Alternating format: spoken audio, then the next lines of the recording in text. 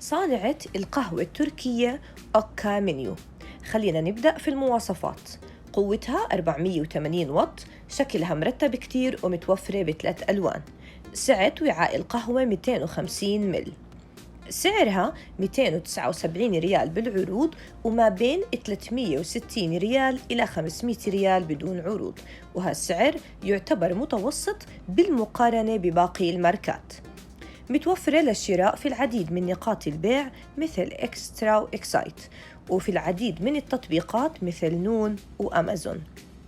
مثل ما شايفين فيها سنسور بيمنع كب القهوة عند الغليان، وتحضير القهوة بياخد 4 دقائق و30 ثانية، وبتكون القهوة مزبوطة وإلها وش. في هالفيديو نقلت تجربة صديقتي لجهاز الأوكا منيو.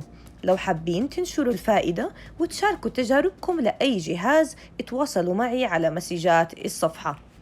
لو شكلها الخارجي مناسب للكوفي كورنر عندكم وسعرها مناسب للبادجت، بنصحكم تشتروها. إن شاء الله تكونوا استفدتوا، وشكرا جزيلا لمتابعتكم صفحة Best of SA Products.